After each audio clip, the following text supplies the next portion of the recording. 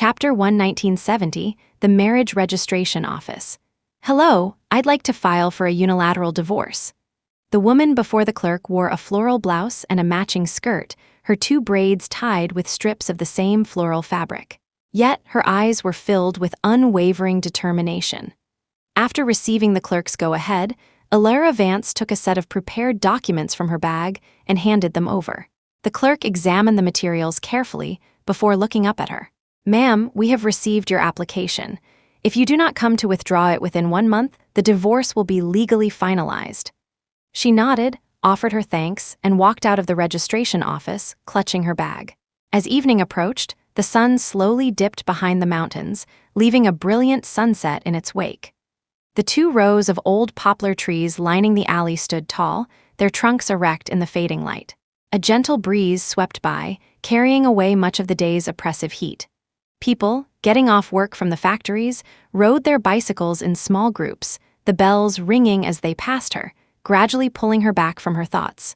No one would have guessed that Elara Vance had been reborn.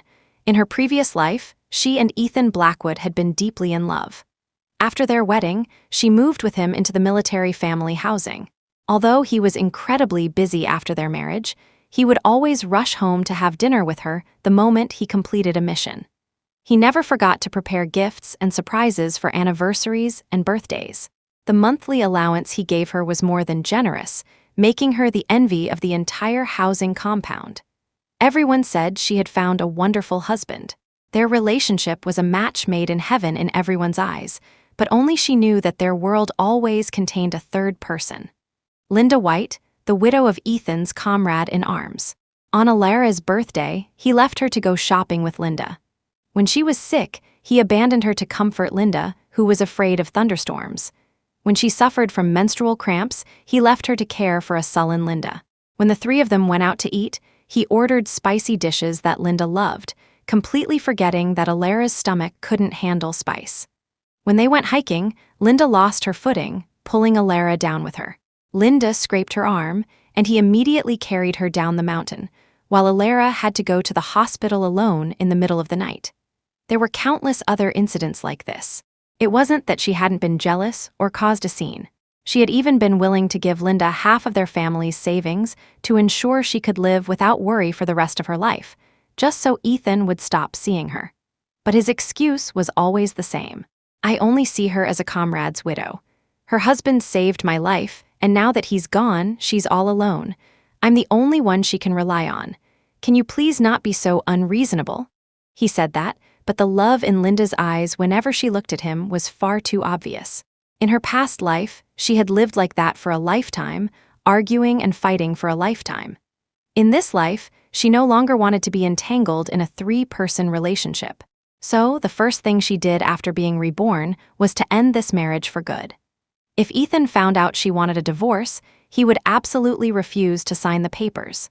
That was why she had come to the registration office to file for a unilateral divorce, a method that only required one party's application.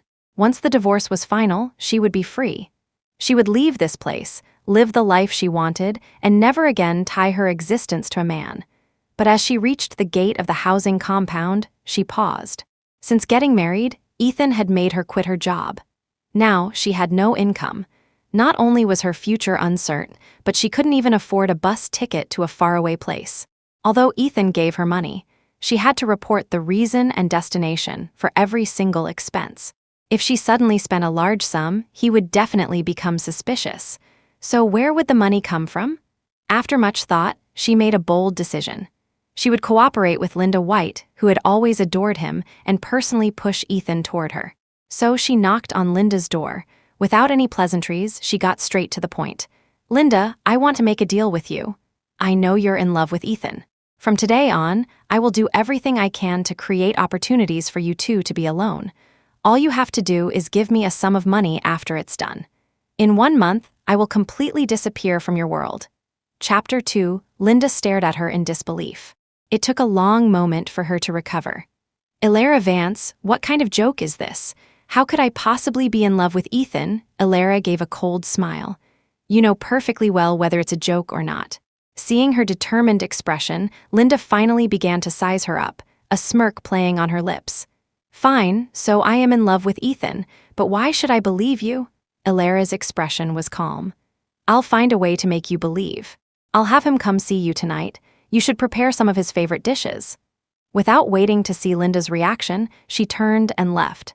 As soon as she opened her front door, the housekeeper came forward, taking her bag and asking, "Ma'am, what should I prepare for dinner tonight?" Alara glanced at the clock on the wall and said faintly, "Just a few light dishes will do for tonight. As for the portion, just make enough for one person." That evening, as the clock on the wall struck 9, the door swung open. Alara was eating dinner. She looked up at the sound and saw the man who walked in broad-shouldered, lean-waisted, and strikingly handsome, his deep eyes filled with a cool indifference.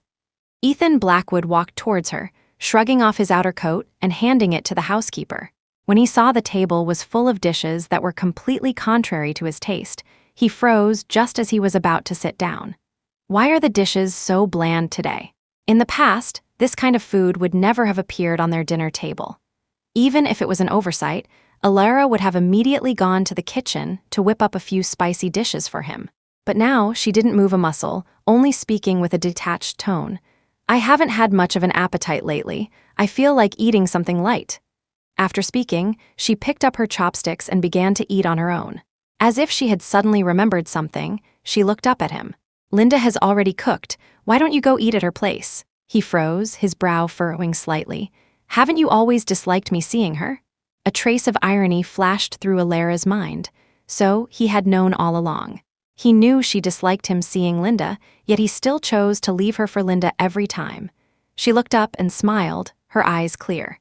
"Didn't you always say you only see her as a comrade's widow, and that I should be more generous? Well, now I'm learning to be generous bit by bit. Ethan Blackwood, reborn in this life, I will grant your wish. I'll generously let you go have dinner with her, generously let you have time alone with her, and finally, generously give you to her." Her tone was light and magnanimous, just as he had hoped for all these years. But for some reason, a strange feeling settled in Ethan's heart. However, under her insistent persuasion, he eventually went. Alara watched him put his coat back on and leave, then turned to the living room window to look toward Linda's house. Only when she saw the lights turn on over there did she get up and ask the housekeeper to clear the dishes and lock the door from the inside. Finally, the lights in the Blackwood house went out, one by one. On the other side, seeing Ethan arrive as promised, Linda's eyes lit up and she hurried to greet him. She fussed over him, asking if he was cold or tired, and took the coat he removed. Looking at the table full of spicy dishes, all his favorites, the man felt something was off. He wanted to ask what was going on, but Linda's incessant chatter pushed his questions back down. The meal lasted longer than usual. By the time he stood up to leave, under the woman's slightly reluctant gaze, he discovered that the lights in his own house were already out. His brow tightened. He knocked on the door and called Alara's name several times, but the house remained silent. He tried the door, only to find it was locked from the inside. What was going on? He pushed hard a few times and knocked for a while longer, but there was still no response. Finally, with nowhere else to go, he had to return to Linda's house and explain his predicament. Hearing that Alara had actually locked him out, Linda's heart pounded uncontrollably. She forced down the smile threatening to form on her lips and put on a concerned expression. "It's all right, Ethan. If that's the case, you can stay here for the night." Ethan rubbed his temples, his voice cool. "Thank you for your trouble tonight. I'll just sleep in the living room. I won't go anywhere else." Early the next morning, as soon as Alara opened her door, she saw the man sitting on the sofa downstairs, his coat still damp with a hint of dew, as if he had just returned home. She walked down calmly. Hearing the movement, the man looked up at her. "Why did you lock the door last night?" She sat at the dining table, sipping her porridge, and replied nonchalantly, "There have been a lot of burglaries lately. I've gotten into the habit of locking the door. I forgot you went to Linda's. I'm sorry." Hearing this, Ethan didn't think much more of it. He took a ticket his aide had bought for him from his pocket and placed it in front of Alara. "Work has been busy lately, and I haven't had much time to spend with you. I'll have someone pick you up after I'm done with my work.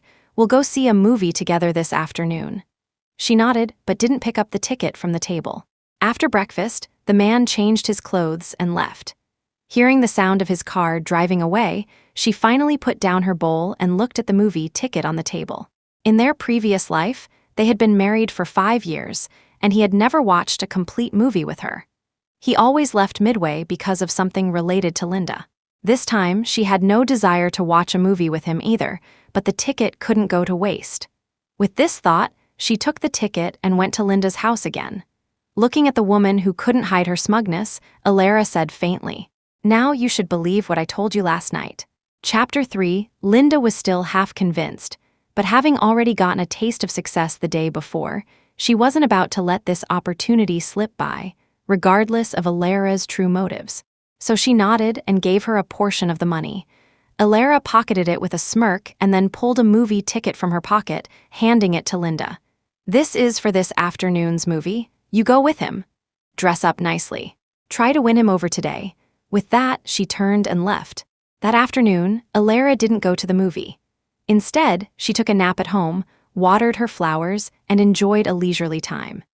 It wasn't until dusk fell that the man walked in, his brow slightly furrowed with a hint of displeasure, just as she was about to fold the newspaper on her lap and head upstairs. "Why didn't you come to the movie today?" Alara's hand paused as she folded the newspaper. "I wasn't feeling well today." Hearing this, the man reached out to touch her forehead. "Should we go to the hospital?" She shook her head. "No need." Just then, a shrill ringing broke the silence. As she was about to get up, the man beat her to it and picked up the receiver. Because she was standing so close, the voice on the other end came through clearly.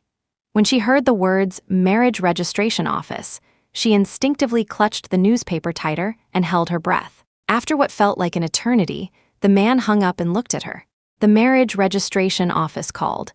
They said some documents are missing, but didn't specify what. Why would you go to the marriage registration office?" She finally breathed a sigh of relief, her face betraying nothing. "Our marriage was so rushed, wasn't it? They were just missing some paperwork. I'll go and sort it out myself later." Fortunately, Ethan just grunted in agreement, not giving it a second thought, and went to wash up. After he was done, as if remembering something, he pulled an invitation from his pocket. "By the way, old man Miller from the unit has his birthday the day after tomorrow. You'll come with me." Alara couldn't refuse this, so she nodded. On the day of the party, countless handsome men and beautiful women danced gracefully to the sound of an accordion. Initially, Ethan had intended to ask Alara to dance, but she shook her head. "I'm still not feeling well. Why don't you dance with Linda?" She came alone and must be feeling a bit lonely. The music started again. Seeing Alara's resistant expression, Ethan had no choice but to walk over to Linda and place a hand on her waist. Linda's face was wreathed in smiles, while Ethan's expression was cold. The disparate pair danced, and the people around them began to whisper. "If I remember correctly, Ethan has a wife, right? My goodness, why is he dancing with a widow? This is so improper. Tisk, that Linda White knows perfectly well that Ethan is married. How can she smile like that while dancing with him? So shameless." Not far away, Alara, the legitimate wife, watched calmly without a word, her thoughts drifting.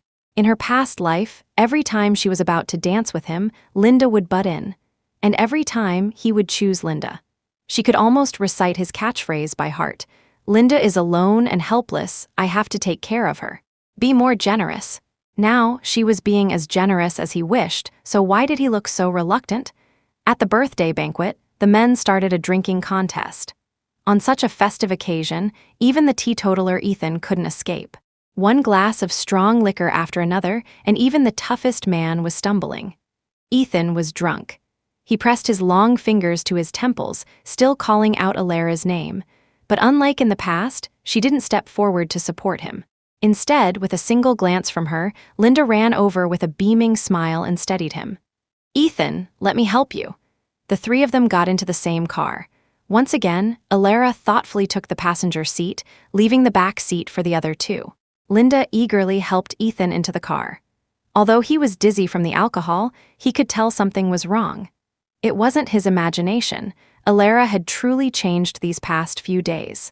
But this change filled him with an inexplicable sense of panic. He was about to speak when a loud bang suddenly sobered him up. The car had broken down mid-journey, nearly causing a collision. Ethan was instantly sober. He subconsciously checked on the woman beside him. Seeing that Linda was unharmed, he let out a sigh of relief. But as he looked up, His eyes met Alara's in the rearview mirror. He opened his mouth to say something, but she looked away first. The sky grew dark, and the rain began to fall harder. The three of them stood by the side of the road with an umbrella, hoping to catch a ride. The cold wind whipped around them, making Alara shiver. Seeing this, Ethan immediately took off his coat to drape it over her, but on the other side, Linda let out a series of sneezes. The outstretched coat froze in midair.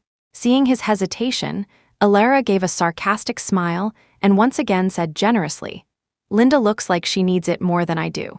You should give it to her, I'm fine."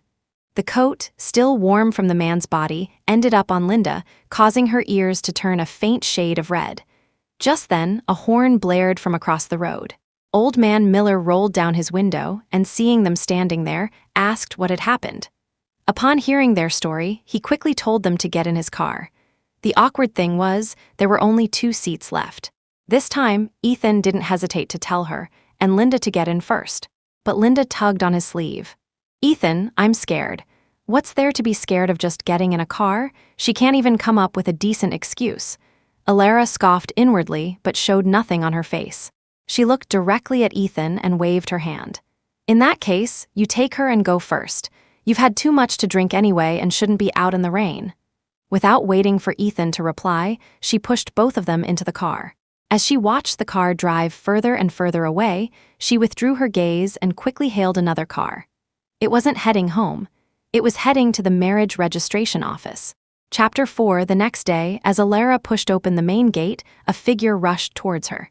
She looked up and met Ethan's anxious gaze. "Where were you last night? Why didn't you come home?" she said faintly. "The rain was too heavy last night, so I stayed over at a friend's house." In reality, she had spent some time completing the procedures at the marriage registration office, and by the time she was done, it was too late and there were no cars, so she found a small motel to spend the night. The man looked her up and down, and only after confirming she was all right did he let out a sigh of relief and step aside to let her in. "Mom and Dad are here."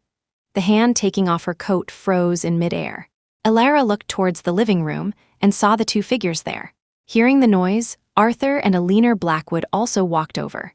After some pleasantries, Eleanor took her hand and led her to the sofa, asking about her health as they walked. Ever since she married Ethan, his parents would visit from time to time, not to show concern for them or to set rules, but to press them about having children. But a child wasn't something you could just wish into existence. She glanced at the man beside her. His face was impassive as he just watched them, but there was a hint of expectation in his eyes. He wanted a child too. If this were her past life, she would naturally have wanted to have several children with him who resembled them. But having been reborn, she no longer had such thoughts. Seeing her remain silent for a long time, Eleanor looked at her son. "Are you two planning to have one or not?" He snapped back to reality and looked at the woman with downcast eyes, thinking she was just being shy. He smiled and nodded. "Of course, we want to. But having a child can't be rushed. We have to let nature take its course." Seeing that neither of them objected, Arthur and Eleanor exchanged a look, a plan forming in their minds. At the dinner table, Eleanor brought out a pot of specially brewed soup, smiling as she served a bowl to each of them. Under Eleanor's eager and expectant gaze, they had no choice but to drink the soup down. After dinner, Arthur and Eleanor didn't linger. They waved goodbye and got in their car. After they left, Ethan and Alara went back to their room to rest. But not long after lying down, a wave of heat spread from the bottom of their hearts throughout their bodies. Alara felt the room become increasingly stuffy. She couldn't help but tug at her clothes. Looking up, she saw the man beside her, his face flushed, impatiently pulling at his collar. The moment their eyes met, they both inexplicably thought of his parents' visit and the soup Eleanor had watched them drink. There was something wrong with that soup. Just as she was about to get up, the person beside her leaned over and kissed her, pressing her down beneath him. "Alara," the man's voice was deep. "Perfect. It's been a while since I've fulfilled my marital duties." He cupped her face with one hand, his breath coming in ragged gasps, kissing her with varying degrees of pressure. His other hand held her waist tightly, pulling her into his embrace. The rain outside grew heavier. The sound of it crashing against the glass was audible. The streaks of water on the window pane turned into a torrential curtain. In the dimly lit room, Only a single lamp was on, casting the flickering shadows of two entangled figures. Just as the man's hand reached her chest, about to undo the buttons of her collar, Elara suddenly pushed him away. Perhaps not expecting her to refuse him, Ethan's eyes were filled with astonishment. Thinking about her recent distant and cold behavior, his voice trembled slightly. "What's wrong?" Elara dug her nails into her palm and sat up straight. "Nothing, you. You go take a shower first." They both had a thing for cleanliness, so hearing this request, he didn't overthink it. He endured the fire within him and got up to walk towards the bathroom. After Ethan went into the bathroom, Elara quickly grabbed a glass of water and chugged it down. Then she turned, climbed out the window, and crept to Linda's window, knocking softly. "Get to his room, quickly. He's been drugged." This is the perfect opportunity. Don't let it slip away without waiting for Linda's reaction. The woman turned and left. On the other side, after his shower, Ethan walked out of the bathroom, drying his hair with a towel. The dim light had been turned off. He could only vaguely make out a figure on the bed. Without suspicion, he walked over and pressed the person down beneath him again. He grabbed one of her hands, lacing their fingers together tightly, and pressed it above her head. A series of light kisses fell upon the woman's body, and his hands grew bolder. Just as he touched her soft flesh, a soft moan escaped the woman's lips. As if waking from a dream, he abruptly propped himself up, rolled to the side, and flicked on the light. The glaring light instantly illuminated the entire room. The man's heart pounded, his pupils constricting. "Why is it you?" Chapter 5. Linda was momentarily stunned, not expecting him to find out. Her face paled and she stammered, unable to form a coherent sentence. "Ethan, I." The next second, a grunt escaped the man's lips, and she watched him collapse in front of her. Behind him, Elara lowered the wooden stick, frowning at her. "Still not leaving?" That snapped her back to reality. She grabbed a nearby coat and fled in a panic. In the morning, Ethan walked down the stairs, rubbing the back of his neck, his brow furrowed in confusion. "What happened last night? Was Linda in my room?" Elara finished the last sip of her porridge and retorted, "Who? You went to sleep right after your shower. Who could have possibly been in your room?" Although the man had a nagging feeling that something was wrong, he couldn't remember the events of last night clearly, so he didn't press the matter. After all, how could Elara possibly let Linda into their room in the middle of the night? But he didn't know that this was all Elara's doing. She was pushing him towards Linda, step by step. After that, Ethan's work became extremely busy, and Elara couldn't find an opportunity to set him up with Linda. Until Ethan suddenly received a transfer order to Northwood. The catch was, he could only bring one family member. Holding the order, he hesitated. Before, he would have taken Elara to Northwood without a second thought. But now, there was Linda. Remembering Linda's husband's dying wish for him to take care of her, the paper in his hand crumpled. Finally, he returned home and, with great difficulty, brought it up with Elara. "Elara, I'm being transferred to Northwood. As compensation, the organization will provide a job at a television station for the accompanying family member. However, I can only take one person with me." His voice grew quieter, but Elara knew what he was going to say next. Her hands clenched tighter. Sure enough, the man's voice continued. "Linda just lost her husband, and she's all alone with no one to look after her. So, I was thinking of taking her to Northwood first. Would you mind letting her have the job? Once I'm settled in Northwood, I promise I'll come back for you." Yes, it was the same situation as in her past life. At first, she hadn't agreed. She was his wife, his family. Why should she give up her opportunity for an outsider? Even if that outsider's husband had saved his life, there were plenty of other ways to repay the debt.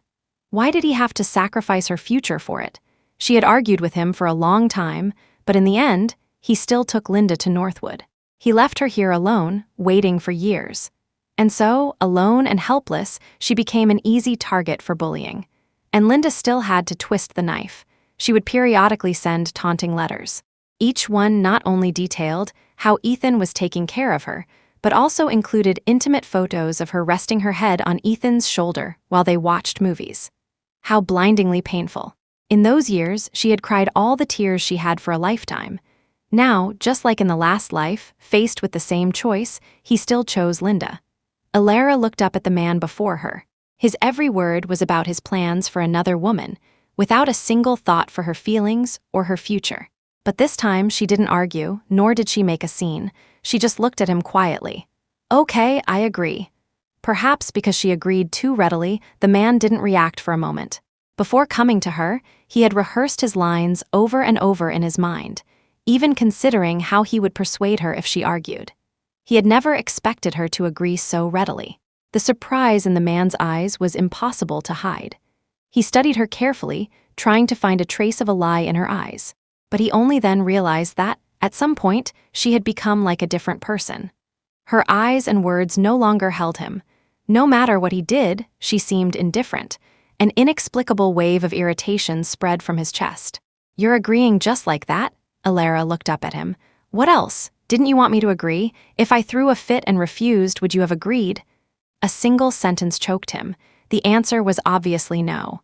Because from the moment this transfer order came down, he had already decided to take Linda with him. Nothing could stop him, so he could only look at Alara with guilt and take her hand. "Alara, you've suffered. I'll make it up to you bit by bit in the future." Alara's face was calm, but a cold sneer formed in her heart. The future? What future did they have? Because the transfer order came so suddenly, the people in the compound organized a farewell party for Ethan. During the party, Alara sat quietly in a corner, watching Ethan and Linda surrounded by the crowd. Glass after glass of liquor made the woman's face pinker and the man's eyes hazier. As more people came forward to toast them, the woman couldn't hold herself up any longer and leaned against the man. Perhaps sensing Alara's gaze, the man quickly pushed Linda away and had an aide help her to a nearby sofa. Just as he was about to walk towards Alara, a crack suddenly spread from the base of the wall to the ceiling, accompanied by a deafening roar, as if the earth itself was groaning. The building creaked and swayed, and cracks appeared on the walls, looking as if they would collapse at any moment. Amidst the intense dizziness and panic, everyone's face turned pale. An earthquake chapter 6 instantly, the scene descended into chaos. Screams and cries filled the air. The man who had been walking towards her quickened his pace, but the next second, Linda's cries came from behind him. "Ethan!" The man's steps froze. And in that moment of hesitation, the entire building collapsed, burying countless people underground. After an unknown amount of time, Alara opened her eyes again, only to find her entire body pinned down by a fallen beam. In the pitch-black darkness, aside from the faint sound of crying, there was only the sound of her own heartbeat. She wanted to call for help, but found she was too terrified to make a sound. After a long while, the sound of a drill came from above, followed by the shouts of the rescue team. "Found her, the commander's wife is here." The rubble above her was cleared away, and the blinding light made her instinctively close her eyes. But upon seeing the scene beneath the rubble, the rescuer hesitated. Besides the trapped Alara, Linda was also pinned down nearby. Besides the commander's wife, Mrs. White is also trapped. The situation is critical, and an aftershock could hit at any moment. Who do we save first? Ethan looked at Alara, pale and trapped beneath the rubble, and his heart clenched violently. Of course save. Just as he was about to speak, Linda, who had just woken up, burst into tears. "Ethan, please, save me first, I'm so scared." "Ethan, don't leave me." At that moment, an aftershock hit. The violent shaking caused more dust and debris to fall, burying the two women even further. "You need to decide quickly. If you hesitate any longer, we won't be able to save either of them." "Ethan, you promised my husband you'd take good care of me." Hearing this desperate cry, Ethan's eyes filled with grim determination, and he spoke without hesitation. "Save Linda first." Hearing his choice, everyone's face showed shock. No one had expected him to abandon his own wife to save an outsider. Even Alara's eyes flew open, staring at him in disbelief. He had given her up for Linda time and time again, but now, in a life-or-death situation, was he going to abandon her again? Her voice trembled as she spoke, "Ethan," but before she could finish, her words were drowned out by Linda's louder cries. "Ethan, it hurts so much, save me." Ethan didn't hesitate any longer and immediately directed the rescue team to save Linda first. The sharp, cold saw cut through layers of debris, sending dust and rubble flying. The air was thick with the smell of grit. Due to the violent vibrations, piles of dirt rained down on Alara. Just then, another aftershock struck. Her body trembled violently as she instinctively tried to escape, but she couldn't move an inch. By this time, Ethan had gritted his teeth and sawn through the last piece of wood, pulling Linda out. With a loud boom, the wreckage suddenly collapsed further. Her body, which had been half exposed, was once again buried in darkness. Elara, in the last moment before she lost consciousness, the man's terrified expression was seared into her memory. Pain. Her whole body ached so much she couldn't move. Elara struggled to open her eyes, her gaze falling on a stark white ceiling. "Elara, you're awake," a joyful cry came from her side. She turned her head and saw Ethan, his chin covered in stubble, his handsome face gaunt, and his eyes bloodshot. It was clear he had been watching over her for several nights. But seeing him again now, all she could think of was the scene during the earthquake when he abandoned her to save Linda. She turned her head back and closed her eyes. The hospital room fell silent again. The man looked at her, his fists clenching and unclenching. He knew that whatever he said now, she wouldn't listen. After a long pause, he said softly, "You get some rest. I'm going to check on Linda." The door closed again. A single tear dampened the pillow, but she quickly wiped it away. For the next few days, Ethan shuttled back and forth between the two of them. Perhaps out of guilt, he spent most of his time with Elara. Elara's heart had long turned to ash, and she didn't care where he went. It was Linda in the other room who couldn't sit still. One day, while Ethan was away, she stormed over to find her. "Elara Vance, what is the meaning of this? Didn't you say you were going to leave him and give us a chance to be alone? Now you're clinging to him again. Are you just toying with me?" Elara looked at the woman's disgruntled expression, remaining silent for a long time before taking the newly acquired divorce certificate from her bag. "I stopped loving him a long time ago, and I wasn't toying with you. I've already filed for divorce." Linda's eyes widened in shock. She had always thought Elara was just talking, but she never expected her to be so decisive as to have already gotten the divorce certificate. Before she could speak, the door was pushed open again. The man who had just walked in saw the divorce certificate in Elara's hand at a glance. "What's that in your hand?" Chapter 7, as his words fell, the two women in the room froze. Just as Ethan was about to step forward for a closer look, Linda shot up and blocked his path. "Ethan, where did you go? I just needed to talk to you about something." Linda pulled the man out by his sleeve as she spoke, and only when the door to the hospital room closed again did the woman on the bed let out a sigh of relief. On the day she was discharged, Elara received the final payment from Linda.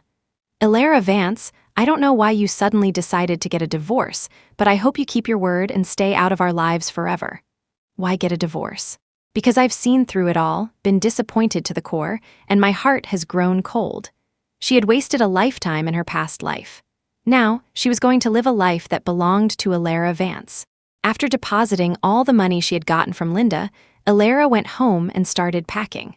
When Ethan returned, he was stunned by the sight of clothes spread all over the room. "What are you doing with all these clothes out?" Elara didn't even look at him. She just kept her head down, packing the clothes on the floor, and said calmly, "The seasons are changing. I'm just taking them out to organize them." Watching her pack, his hand on the doorknob tightened. For some reason, a sense of panic began to creep into his heart. Thinking about all her unusual behavior lately, he strode forward and pulled her up. "Stop packing. I'll buy you new clothes when we get to Northwood." She frowned, not understanding what he meant. The man gripped her hand tightly, his voice tinged with panic. "Elara, I applied to the organization this time, and they agreed to let me bring 2 people. So I can take you and Linda to Northwood together. But there's still only one job at the television station, so let's give it to Linda. I know you're angry that I didn't choose to save you first during the earthquake, but I had no choice. I promised her husband I would take care of her. I can't go back on my word. Can you please stop throwing a tantrum?" Hearing this, she looked at the man before her calmly, her heart filled with irony. He thought she was throwing a tantrum, but what right did she have to throw a tantrum? In her past life, there was also this earthquake. She wasn't trapped with Linda then, but he still chose to save Linda first. It wasn't until he had been with Linda at the hospital for half a month that he remembered to call and ask how she was. And before that, Linda's group of friends had come to provoke her, telling her how much Ethan cared for Linda after her hand was injured, staying by her side day and night. Countless grievances welled up in her heart. She was covered in injuries, yet her husband was comforting another woman who had only suffered minor injuries. From admission to surgery to getting out of bed, she was alone through it all. While she cried in pain countless times, her husband was by another woman's side all night. The grievances gradually turned into anger and resentment. On the phone, she had a huge fight with him, venting all her frustration and anger. But the man on the other end said nothing, waiting until she had vented all her resentment. Then he said helplessly, "I told you there's nothing between us. If you want to think that way, there's nothing I can do." A chill spread from her spine throughout her body. She couldn't hear the rest of his words clearly. Not long after she was discharged, he took Linda to Northwood. Now, she was indifferent to everything, showing an unprecedented level of magnanimity and calmness, and he, in turn, applied to the organization to take her with him. She took a deep breath, a hint of irony flashing in her eyes, but she quickly hid it. But it didn't escape his notice. He grew even more panicked, as if he was about to lose something precious, and pulled her into a tight embrace. "Ilara, let's go together, okay?" Ilara's head rested lightly on his chest, listening to his steady heartbeat. She knew she couldn't refuse. If she did, he would definitely become suspicious. In his eyes, she was still the person who couldn't live without him, so she murmured softly, "Okay, let's go together." Hearing her answer, the man instantly let out a sigh of relief and thus missed the last part of her sentence. "Let's go together, but not to the same destination. Ethan Blackwood, you and I have long been on different paths." Chapter 8, on the day of their departure, Linda's smile vanished the moment she saw Ilara following behind them. But Ilara didn't even spare her a glance, simply picking up her suitcase and boarding the train. Throughout the journey, Linda was her usual dramatic self. She'd claim her ankle was sprained and needed Ethan to carry her onto the train, or that she was cold and needed to wear his coat, or that she was sleepy and wanted to rest her head on his shoulder. Ethan wanted to refuse. Each time, he would look at Ilara sitting opposite him, but her eyes were already closed. Finally, unable to resist Linda's persistence, he gave in to her demands, his attentiveness earning praise from the other passengers. "Miss, you've clearly married well. To have such a caring husband." These words made Linda blush, and she tried to nestle closer to the man, but he moved away from her, his face turning cold. "You've misunderstood. We're not in that kind of relationship." His explanation made Linda's face stiffen, but the nearby passengers just thought he was being shy. "Oh, come on, young man, what's there to be shy about? If you like her, just go for it. Besides, if you're not in that kind of relationship, why are you sitting so close?" At these words, the man immediately stood up and sat down next to Ilara. "This is my wife. She is just my friend." The passengers' gazes darted back and forth between the three of them. Eventually, they swallowed their words and turned to look out the window. An awkward atmosphere filled the train car. Linda bit her lip, looking resentfully at the man resting with his eyes closed. The train swayed as it moved forward. The dim light cast shifting shadows on her face. Ilara frowned and opened her eyes, only to bump her head on a suitcase next to her. Her cry of pain woke the man beside her. Ethan quickly opened his eyes and reached for her forehead, rubbing it gently as he looked at the suitcase. "Why did you put the suitcase here? I'll put it on the luggage rack for you." Just as Ethan was about to get up, Ilara pressed down on the suitcase. "No need, it's convenient like this." Seeing the clear refusal on her face, he said no more. When the train stopped, Ethan got up and went to the restroom. Linda, who had been feigning sleep, sat up straight and looked unhappily at Ilara across from her. "Ilara Vance, what on earth is your game? Didn't you say you don't love Ethan anymore? Why are you following us now?" "I knew it. You were just toying with me when you said you'd set me up with Ethan." Linda was furious and agitated, but Ilara remained calm, not even opening her eyes. "Don't worry, I will give you what you want." Linda frowned, about to ask what she meant when a commotion erupted from the end of the car. "Stop, thief! Get him! Don't let him get away." Ilara and Linda both looked towards the source of the noise and saw a menacing-looking man with a knife running towards them. Along the way, several brave passengers tried to restrain him. In his panic, the thief randomly grabbed for a hostage, and the closest people to him were Ilara and Linda. "Watch out, Ethan," just coming out of the restroom, saw the scene and his face darkened. He lunged towards the thief, but the thief had already rushed between the two women with his knife. In the heat of the moment, he could only protect one of them. In a flash, he rushed over and pulled a terrified, pale-faced Linda into his arms. The next moment, he tried to pull Alara away, but he was a step too late. The thief had already grabbed Alara and, in the chaos, slashed her viciously with the knife. "He's killed someone," blood filled her vision. Screams erupted, and the carriage descended into chaos again.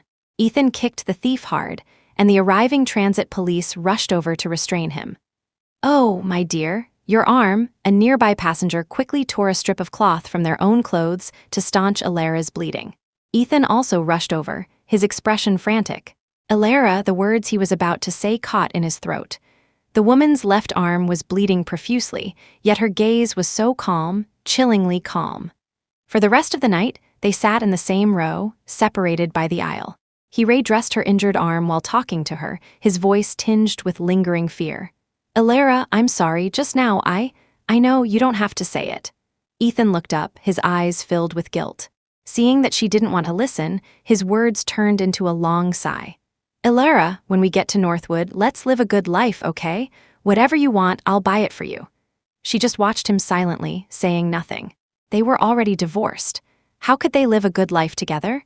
Even if they were to live a good life, it would only be him and Linda, not her. She just closed her eyes wearily, remaining silent. Seeing she was tired, Ethan didn't press on with his explanation. Instead, he gently covered her with a blanket. He knew there would be plenty of time in the future. With that thought, he too closed his eyes in exhaustion. In the dead of night, when the entire carriage was asleep, Alara slowly opened her eyes. She picked up the luggage at her feet, then tucked the divorce certificate into the hand of the sleeping Ethan beside her. Looking at the sleeping man, she felt a momentary daze. She had seen this face countless times. When he proposed, this face was filled with joy, and he had even cried like a child. On their wedding night, this face was flushed red, even sweating from nervousness. When they argued about Linda, this face became helpless and cold, his tone filled with accusation. The past flashed before her eyes, converging into the face before her now. She had seen this face for 5 years and loved it for 5 years. From now on, she would never see it again. The train's arrival announcement sounded. The man stirred but didn't open his eyes. She didn't look at him again. She picked up her luggage and got off the train. The wheels of the suitcase rumbled on the stone platform. She slowly walked in the opposite direction of the train. She never looked back. Chapter 9, Passengers, the train has arrived at Northwood Station. Please gather your belongings and disembark in an orderly fashion. A conductor with a megaphone walked through the aisle, repeatedly reminding the sleepy passengers. In a daze, the man raised a hand to rub his eyes. The next second, something fell from his hand to the floor. He instinctively bent down to pick it up, but the sight of the object shocked him wide awake. A divorce certificate. His mind went blank with a loud buzz. He tried to pick up the certificate, but his hands trembled so much it took several attempts. The moment he opened it, his own solo photo stared back at him, half his face stamped with the official seal of the divorce certificate. It was a glaring sight. He sat up straight and looked at Alara's seat. It was empty. Even her luggage was gone. The man panicked, shouting Alara's name, but besides the confused stares of other passengers, no one else looked his way. Heedless of everything else, he rushed off the train and searched the platform, but his search was in vain. A surge of anger rose in his chest. He clutched the divorce certificate in his hand, as if wanting to tear it to shreds. He knew that to divorce him without his knowledge, she must have filed for a unilateral divorce. And that process required an application a month in advance. This meant she had been planning to divorce him for a month. But what had he done wrong? She hadn't said a word to him and just divorced him. Ethan looked up at the empty platform, his lips pressed into a thin line, a look of confusion in his eyes. "Ethan?" Linda got off the train. The moment she saw the divorce certificate in his hand, a flash of joy crossed her eyes. She took his arm, her tone no longer hiding her feelings. "Is that a divorce certificate?" "Ethan, since she divorced you, then we—" Before she could finish, a blush spread across her cheeks. But the man pushed her away, his expression serious for the first time. His eyes held none of their former concern, and even his form of address changed from Linda to Miss White. "Miss White, my duty to take care of you ends here." The woman froze, a chill running through her. What did you call me?" In the past, the man would have comforted her, but now he just looked at her with detachment.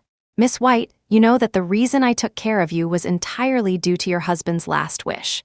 I have now fulfilled his wish by bringing you to Northwood and finding you a stable job.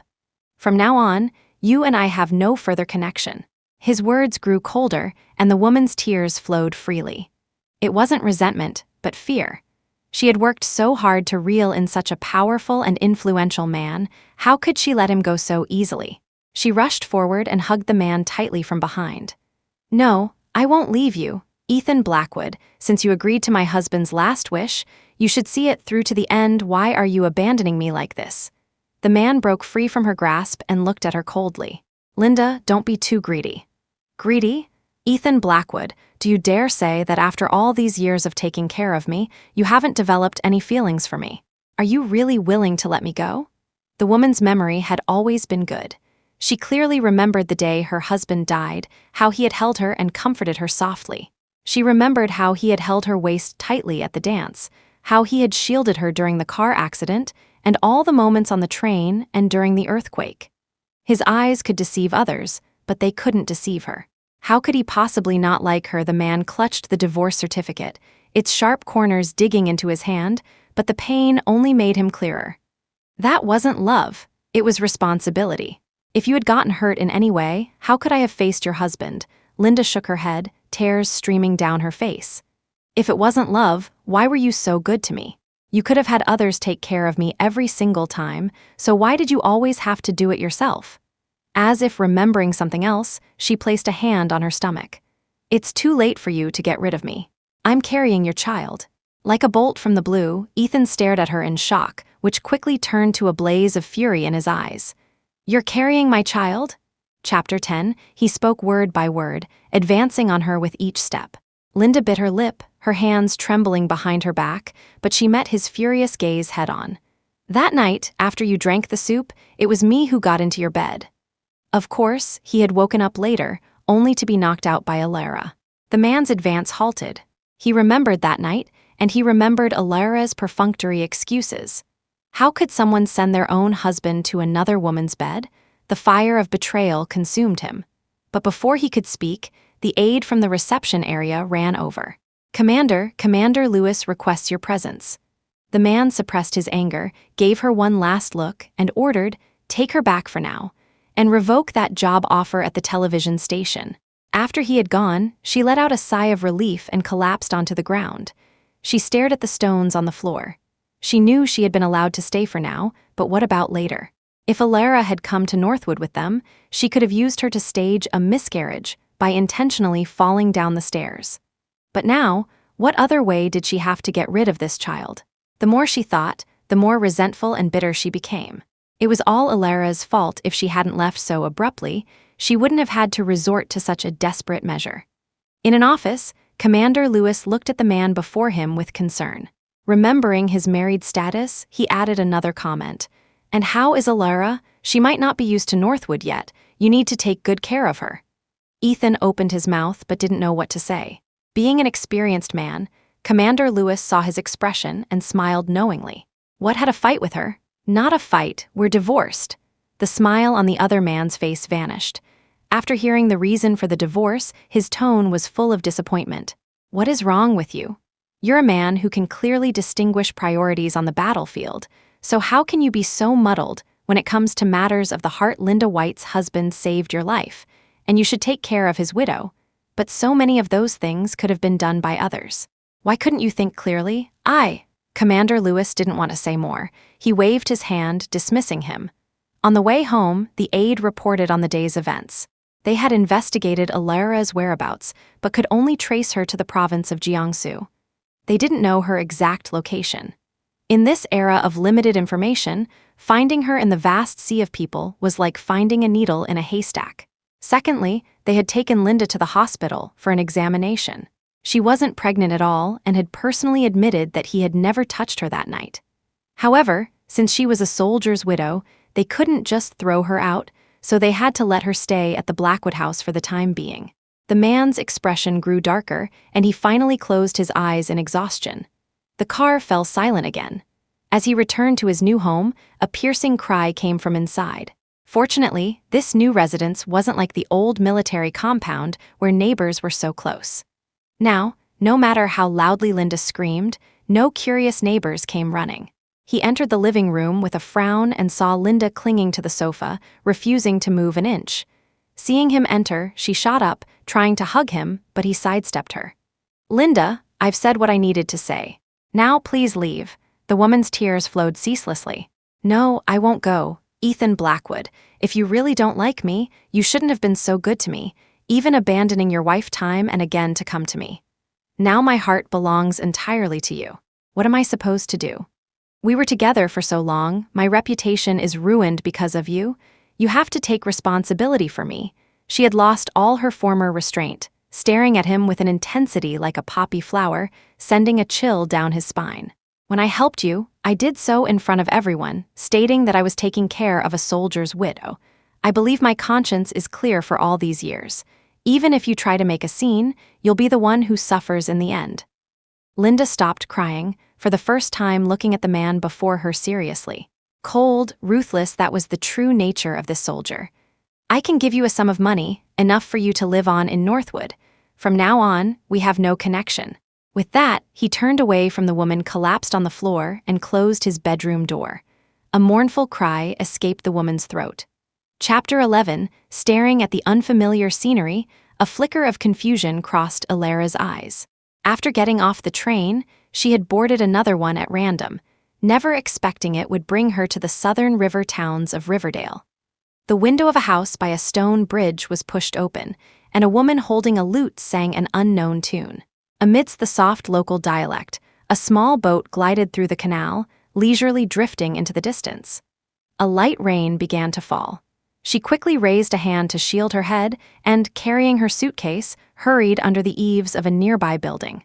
The rain pattered against the bluestone path, growing heavier. She pressed closer to the wooden door, and as she stepped back, she accidentally bumped into someone. "I'm sorry." The woman instinctively turned around and was immediately lost in the man's deep eyes.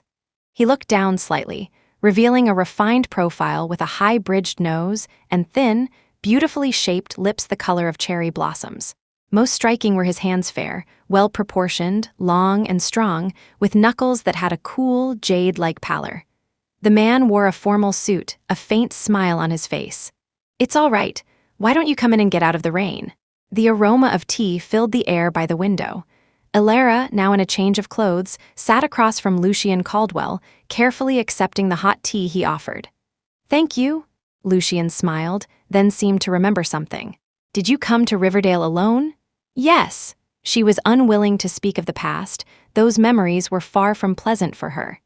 The man before her was perceptive enough not to press further, simply asking about her future plans. Although Linda had given her over $5,000, the money would eventually run out. She needed to find a job to support herself. But she had been married to Ethan for 5 years, and her original skills had grown rusty. What could she do now? The man saw the confusion in her eyes. He tapped his finger on the table as if an idea had struck him. "A friend of mine happens to be selling his tailor shop. If you don't mind, you could take a look after the rain stops." The confusion in her eyes was instantly replaced by a spark of hope. After the rain stopped, Lucian closed his shop and led her onto the bluestone path. As they walked, he told her about the town's customs and people. The town was small, but the people were kind. Though there were many shops along the road, there were few tailor shops. His friend was reluctant to part with the shop, but his family was in Northwood, and he couldn't bear to be apart from them, so he had to sell it. The mention of Northwood made Alara think of Ethan and Linda. By now, they should have arrived in Northwood. With her no longer in the way, their relationship would surely progress smoothly. But no matter what, it had nothing to do with her anymore. After a few minutes' walk, a 2-story building appeared before them. After Lucian's friend gave her a tour, she got a good sense of the building. The ground floor could be used as a tailor shop, and the friend had listed all the suppliers in a notebook, which he would give to her. The second floor was a bit small, just enough for a bed and a few tables. However, the backyard was quite spacious. Besides a kitchen and other basic facilities, there was also an empty plot of land where she could grow some vegetables or flowers. They got along well, and with Lucian's help, The shop was quickly sold at a price that satisfied both parties.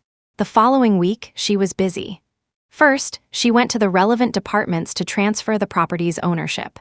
Then, she visited the suppliers listed in the notebook, one by one, to get acquainted. Since her skills were still a bit rusty, she found an old master craftsman to study under. She was a diligent student, and the master was a willing teacher. Within a month, she had become proficient. Not only did she make a new dress for herself, but to express her gratitude to Lucian, she also made him a new shirt. Seeing the shirt she handed him, the man's eyes flashed with surprise, which quickly turned into a smile. For me, Alara nodded shyly. After setting up the shop and buying the necessary fabrics and various supplies, her funds were running low. It was to express her sincere gratitude that she had decided to make him a new piece of clothing. Along with the shirt came a box of pastries. She had queued up early at the end of the road to buy them. The thick wax paper couldn't hide the fragrant aroma of the pastries, which was undeniably tempting. "I love it. Thank you, I'm glad you like it," she said, breathing a sigh of relief. Chapter 12. When the tailor shop first opened, the neighbors were mostly watching from the sidelines. After all, she was a new artisan. If her skills were poor, they would be ridiculed for wearing her clothes. But after a few days of observation, the small tailor shop was bustling with people. Alara was not only skilled, but the styles of the clothes she made were also novel. Most importantly, she was a sweet talker. This endeared her to everyone. One evening, after seeing off her last customer, she was about to close up shop. But the next moment, a harsh shout came from the front. Alara Vance, her hand on the door, faltered as she looked at the person before her. The woman threw the dress in her hands to the ground and shouted loudly, "Everyone, come and see. It's this tailor shop. I spent so much money to have them make me a new dress, and the fabric is terrible. It tore before I even wore it." It was after dinner time, and everyone was out for a stroll. At the sound of the commotion, a crowd gathered. Seeing that the person at the center of it was Alara, people began to whisper among themselves. "How could it be Master Vance? Her fabrics are always good. I've had clothes made by her several times, and there's never been a problem." Exactly, how could she use such poor material? As the voices of doubt grew louder, the woman's face grew uglier, but she persisted. "You're all just ganging up on me because I'm a woman. Why would I lie and ruin my own reputation? Her fabric is just this bad. I want my money back." She then called out a few other women from the crowd, all of whom were holding torn clothes. Alara narrowed her eyes. Even if she were a fool, she knew this was a deliberately staged scene. She couldn't make that many dresses in a month, and she made clothes for men, women, the elderly, and children. How could it be that only the clothes of these few young women were damaged? She scanned the crowd and soon spotted a furtive figure. It was the owner of the tailor shop next door.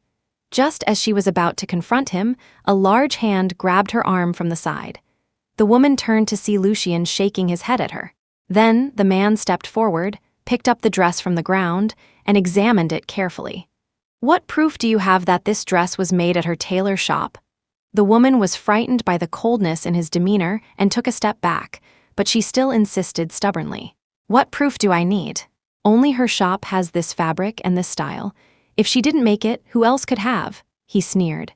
"This style and fabric are available everywhere. It's not exclusive to her. Her shop can make it, and so can others." He turned the dress over, found a small piece of fabric in one section, and continued. "Everyone who has clothes made here knows that she has a habit of sewing a small piece of fabric on the back of the garment with her name on it as an anti-counterfeit mark. Not only is this piece of fabric sewn in the wrong place, but even the name on it is misspelled." At this, the woman's face turned deathly pale, and she stammered, unable to speak.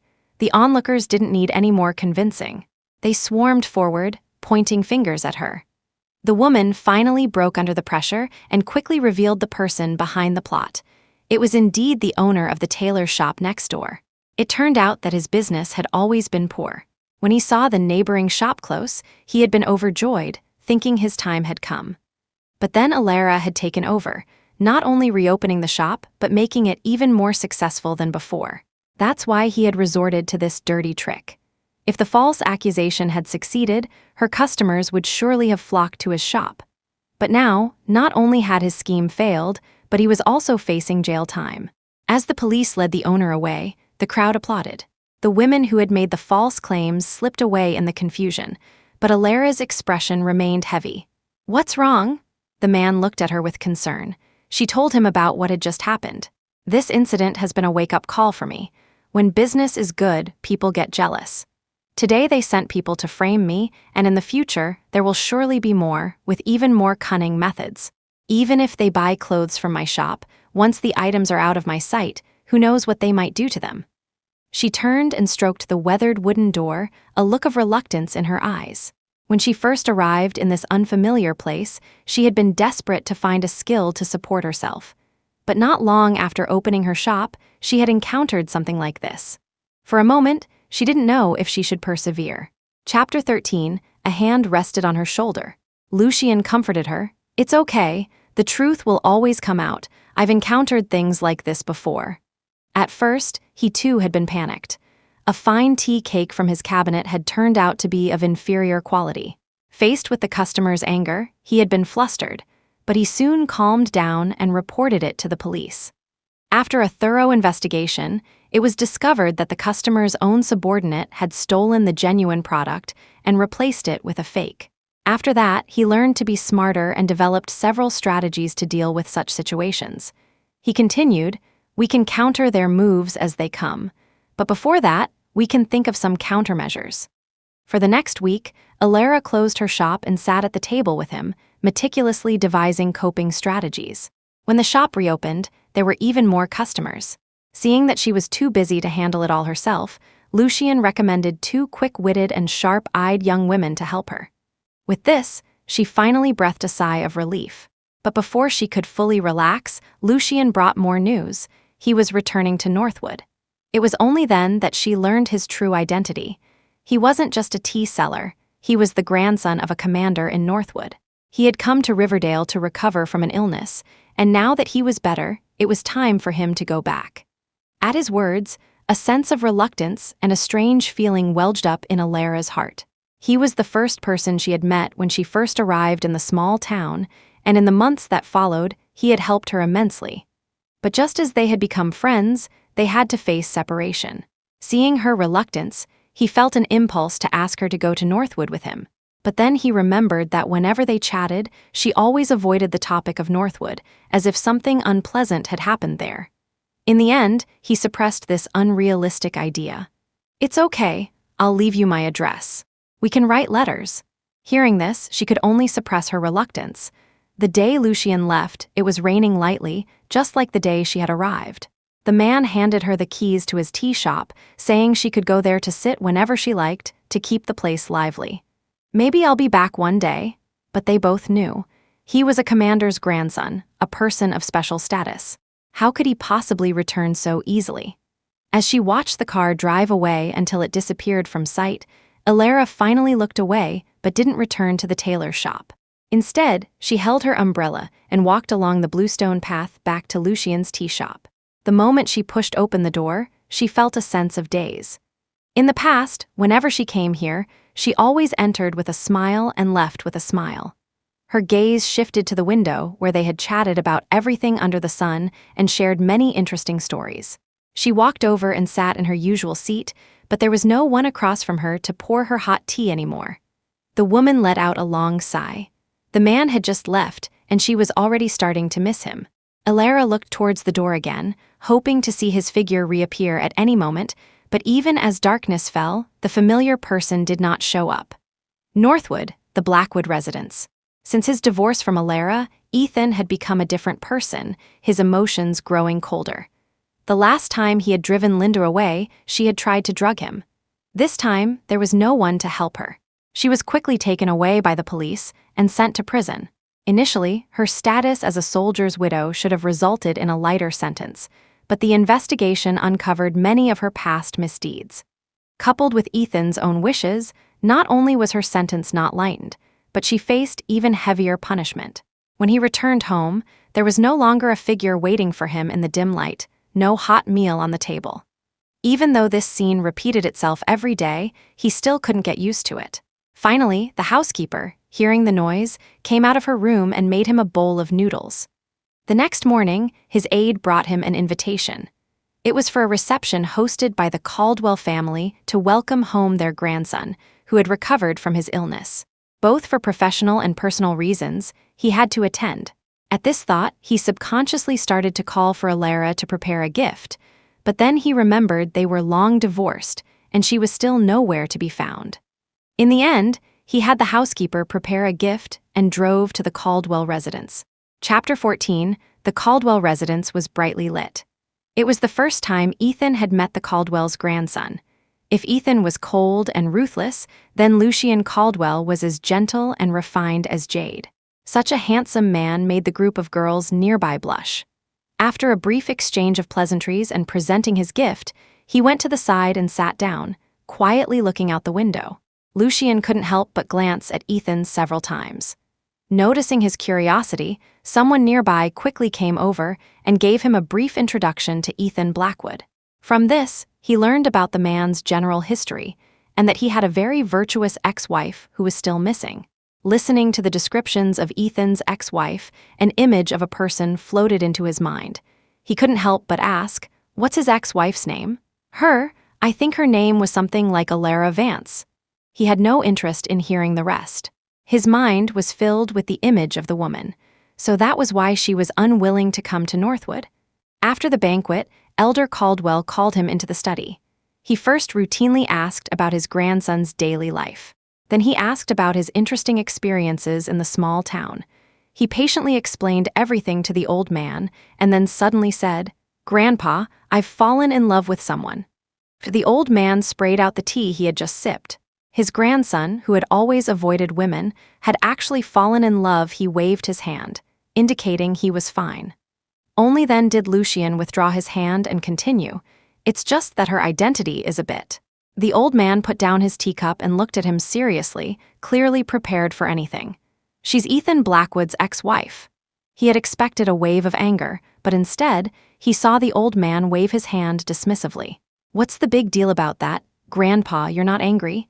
"What's there for me to be angry about? She's just an ex-wife. As long as you like her, that's all that matters. I won't interfere. But I must remind you, the fact that she divorced Ethan Blackwood means the problem was with him. Don't you be a fool and hurt her like he did. She's a good girl." His eyes lit up with joy. "Does that mean you approve, Grandpa?" HMPH. The old man poured himself another cup of tea. "What does it matter if I approve? It's the girl's approval that you need." It wasn't until late at night that the man emerged from the old man's study. Back in his room, he took out a sheet of paper and a pen. After a long moment of contemplation, he finally wrote a few words of concern. When Alara received another letter from Lucian, it was raining again in Riverdale. Alara propped open the lattice window with a wooden stick. The pattering rain fell on the bluestone path, bringing a cool breeze. She sat by the window, reading the letter from Northwood, her heart filled with emotion. It had been almost 3 months since Lucian had left. During these 3 months, besides making clothes in her tailor shop, she would go to his tea shop to sit for a while and read the letters he sent. Thanks to his letters, she had a good understanding of the situation in Northwood, even without being there. For instance, Linda White, who had followed Ethan to Northwood, not only didn't get the job at the television station, but ended up in prison. And then there were the daughters of various families who had taken a liking to Ethan, only to be promptly confined at home by their families before they could even confess their feelings. In the South, her marriage to Ethan had been the envy of many. Even people in Northwood had heard of it. So when they saw Ethan arrive with Linda instead of her, they were naturally curious and confused. After all, who would go to Northwood without their own wife? Upon further inquiry, they learned that they were divorced. And after seeing what Linda had done and said, their opinion of Ethan's character soured. Who would be so foolish as to neglect his own wife to take care of someone else's? She inexplicably thought of her past life. Back then, he had also only taken Linda to Northwood, but because of her own actions fueled by resentment and jealousy, she had been the one to bear the blame. He was just honoring a last wish to take care of a comrade's widow, and she was being so petty and unreasonable. Now that she had gone with the flow, not arguing or making a scene, he was the one who had to bear the blame. At the end of the letter, Lucian reminded her that Ethan hadn't given up and was still sending people to search for her. Unfortunately for him, she was like a grain of sand sunk to the bottom of the sea. Finding her was like looking for a needle in a haystack. She folded the letter and looked out the window. It had been almost a year since she came to Riverdale. In that year, she had saved up a certain amount of money. Ethan might not be able to find her right away, but if he never gave up, she would be found one day. It seemed this place wouldn't be safe for much longer. Chapter 15, Ethan looked at the latest letter. It still said they hadn't found Alara. He frowned and crumpled the paper into a ball. A whole year, he still hadn't found her. Alara had been gone for a whole year. He had gone from initial panic to anger, and finally to his current state of helplessness.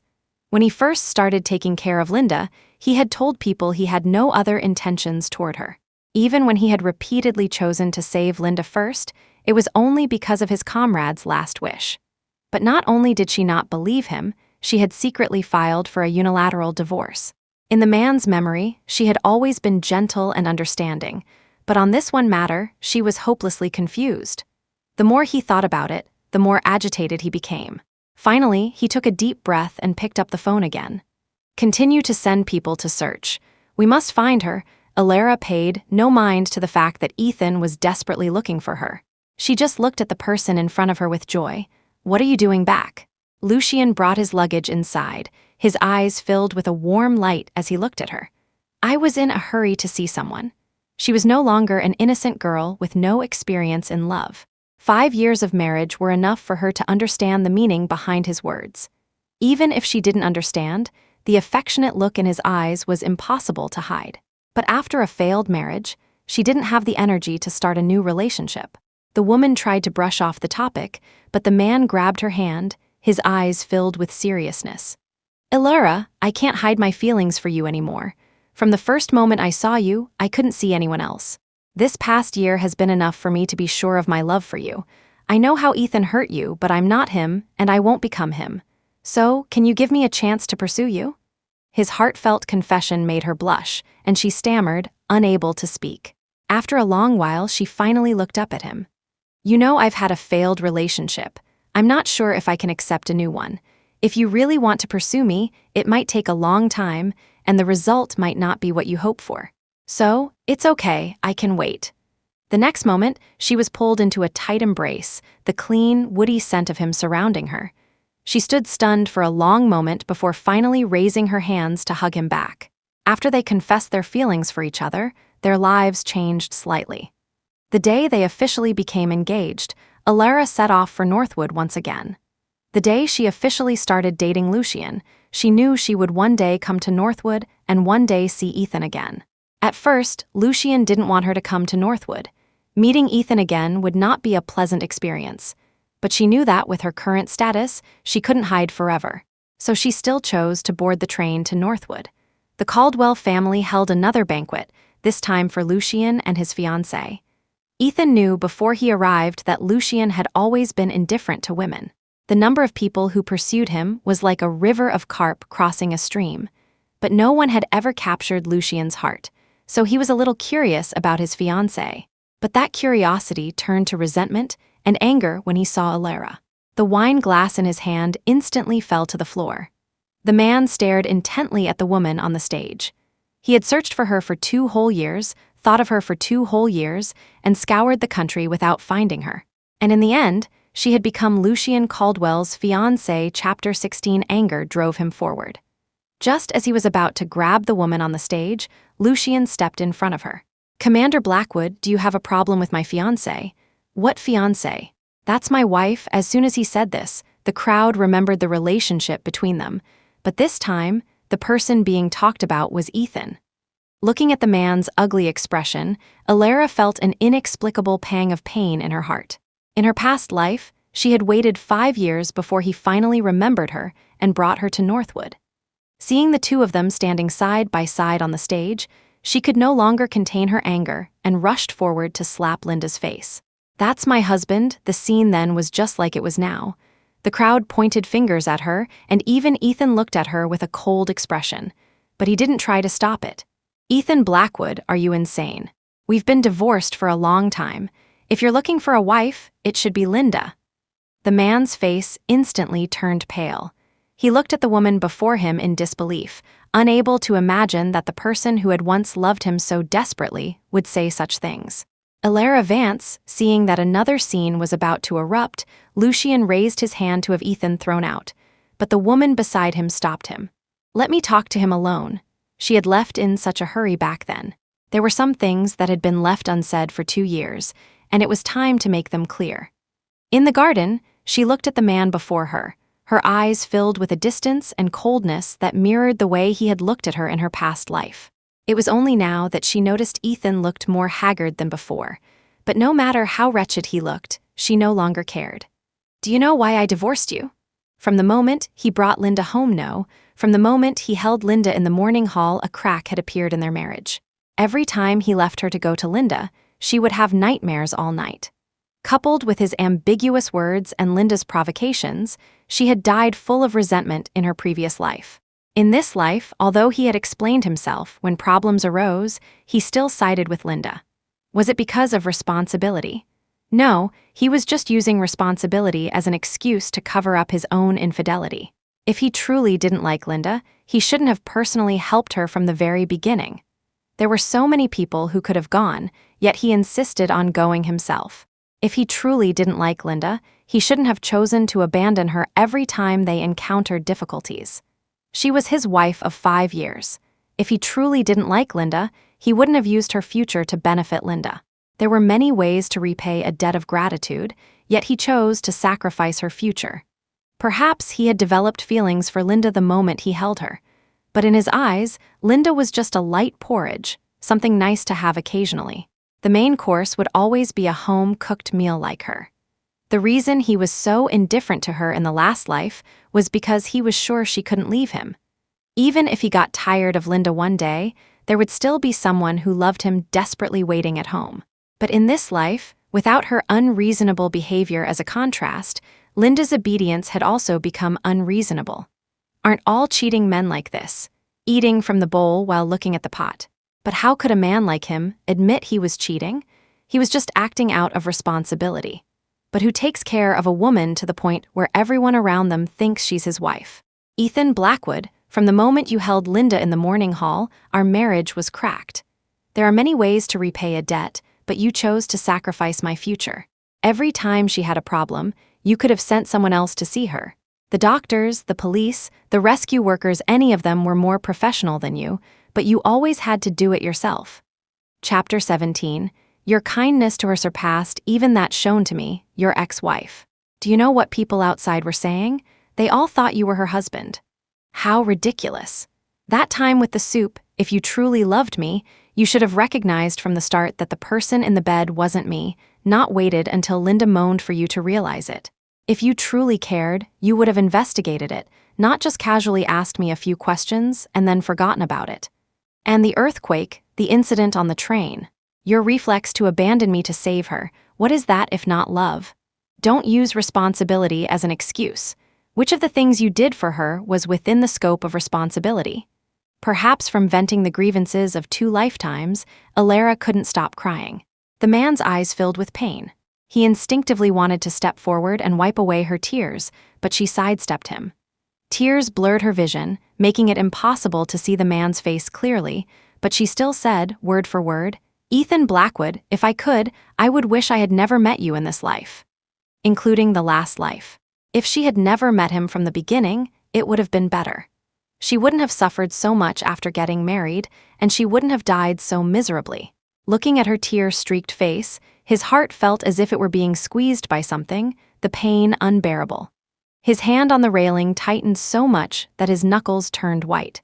A flicker of panic crossed his indifferent eyes. No, Elara, listen to my explanation. I really never had any feelings for Linda. I admit I was good to her before, but that was all out of a sense of responsibility, But she had no patience to listen to him. She turned to leave. Ethan quickly tried to chase after her, but the next moment, a figure rushed past her and punched him in the face. Get lost! Lucian's face was filled with anger. Although he knew some of what had happened between her and Ethan, he had never imagined Ethan could be so cruel. He couldn't imagine how much pain she had endured during those 5 years of marriage. At this thought, he wanted to punch him again, but he was stopped by a tug on his sleeve from behind. "Lucian," Alara shook her head. "Let it go. Grandpa is still waiting for us." With that, she didn't look at the man on the ground again and turned to leave. A long time later, the man who had been knocked to the ground finally came to his senses. He wiped the blood from the corner of his mouth and looked at the blood on his hand, a bitter smile on his face. In the past, whenever he was injured, Alara was always the most anxious one. But now, she didn't even spare him a glance. After their engagement, Lucian had a goldsmith make her a gold ring. Looking at the perfectly fitting engagement ring, her heart was filled with emotion. She had been married to Ethan twice, but the rings he found were always ill-fitting. When she asked, he would say he was in such a hurry to marry her that he just grabbed one from his mother. Perhaps because he had gotten her too easily, he had never cared about her feelings. Perhaps their relationship hadn't crumbled entirely because of Linda. There might have been problems in their marriage even before she appeared. Linda's arrival had just accelerated its demise. Perhaps seeing her in low spirits, Lucian had taken the past few days off to ride his bicycle with her through the streets and alleys of Northwood. As they rode, he told her interesting stories about the city. She finally showed her first smile in days. The man pulled her into his arms, his chin resting on her shoulder, and coaxed her softly. "When I've taken care of everything here, let's go back to Riverdale, okay?" The woman looked up from his embrace, her eyes filled with a hint of worry. But in Northwood, with his status, he could have a better future. But back in Riverdale, besides that tea shop, he smiled and stroked her head. "I don't care about those things. As long as I have you, that's all that matters." This beautiful moment didn't last long. Lucian's aide rushed over, but his gaze was on her. "Miss Vance, Commander Blackwood has been in a car accident. Since waking up, he's been demanding to see you. He said if you don't go, he'll refuse further treatment." Chapter 18, they exchanged a look, and in the end, they got in the car and rushed to the hospital. On the way, she learned the general situation from the aide. Ever since she had made things clear with Ethan in the garden, he hadn't given up. He would come to the Caldwell house every day to wait for her. Once or twice was fine, but it started to cause gossip. Just as the Caldwell family was about to drive him away, he collapsed. In the end, the Caldwell family sent him to the hospital. Who would have thought that when he woke up, he would act like a madman, frantically searching for her everywhere? He kept muttering nonsense like, "I killed Linda, I was wrong." The more Alara heard, the more her heart sank. A bad feeling welled up inside her. The man beside her saw her frowning and pulled her into his arms, his voice full of concern. "If you're not comfortable, we don't have to see him." She shook her head gently. "It's fine. I need to make things absolutely clear." As they reached the hospital room, the aide standing guard at the door stopped the man behind her, his face troubled. "The commander said only you are allowed in." She bit her lip, nodded to Lucian, and walked in. The moment the door closed, the man on the bed turned his head and lunged off the bed. "Wife," with that single word, she was certain. Ethan had also been reborn. The man rushed over and hugged her tightly, repeatedly murmuring apologies. It wasn't until he saw Alara's dead body that he realized what a terrible mistake he had made. In the beginning, he had taken care of Linda purely out of a sense of duty to his comrade's last wish, which was why he had paid a little extra attention to her affairs. But that little extra attention had become a tool for Linda to show off, a knife that hurt Alara. He had wanted to explain things to her seriously, but every time he tried, she would start a huge fight with him. After many attempts, his patience gradually wore thin. Coupled with Linda's provocations, the last spark of love he had for her was extinguished. He had left her to fend for herself in the annex, never expecting that she would take her own life as a result. Reading her blood-stained diary, he was filled with regret. It was only then that he saw Linda's true colors. Disregarding their years of camaraderie and Linda's pleas, he pulled out his gun, killed her, and then shot himself. Perhaps by the grace of heaven, he had been reborn. This time, he would never let her go. He held her and spoke of his many regrets, but the more she listened, the colder her heart grew. Why? Why did he have to wait until after she was dead to feel regret? If he hadn't been so inappropriate with Linda from the start, how would they have ended up like this? Those years in the annex were the most desperate years of her life. She listened to the servants talk about how well he treated Linda, watched how he doted on her. Hatred welled up, but the door was guarded by armed aides. She couldn't get out. An intense hatred surged through her. She subconsciously clenched her fists at her sides, so tightly that her fingertips turned white. She pushed him away, her eyes filled with an icy chill. "So you've been reborn too, and you want to compensate me?" The man froze, staring at the person before him in astonishment. "Wife, you've been reborn too." Before joy could appear on his face, she slapped him across the face. "Ethan Blackwood, why were you reborn? Why won't you let me go?" Her hand, suspended in mid-air, trembled uncontrollably. Tears streamed down her face. She thought that heaven had given her a chance at rebirth out of pity, so after she was reborn, she didn't care about anything else but escaping this complicated relationship. Let the grudges of the past life stay in the past. But why, of all things, was he reborn to? "And we're already divorced, I'm someone else's fiancée now." Chapter 19, seeing the gold ring on her hand was like a bolt from the blue. The man's face turned deathly pale. But seeing the tears on her face, he wanted to step forward and hold her. But Alara took a step back. "Ethan Blackwood, whether you've been reborn or not, from the moment you held Linda in the morning hall, our marriage was doomed to fail." With that, she didn't look at him again and turned to leave. But Ethan rushed forward and grabbed her arm, his eyes dark, his deep voice filled with a plea. "No, don't, Alara. The fact that I was reborn means heaven wants to give me another chance to win you back. So please, can you give me one more chance?" This was the first time he had ever begged someone. In this life and the last, the first time he had ever begged her. In the last life, looking at her blood-stained corpse, endless regret had consumed him. The vibrant person who used to call his name so gently was now lying in a small coffin. The housekeeper who had taken care of her for years spoke with hatred in her voice, telling him how Linda had provoked her after she was confined to the annex, and how the servants had bullied her. Every time he thought of this, his heart ached unbearably. It wasn't until he was reborn and saw her again that the living, breathing Ethan felt an urgent need to atone, to earn Alara's forgiveness. "Ha!" She let out a cold laugh and advanced on him, step by step. "Begging me? When I begged you not to hold Linda, did you agree? When I begged you not to bring Linda home, did you agree? When I begged you not to dance the opening dance with Linda, did you agree? When I begged you not to give my family spot for Northwood and the TV station job to Linda, did you agree?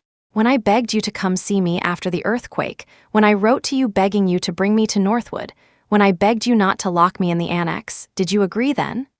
Ethan Blackwood, I begged you so many times. Did you agree even once?"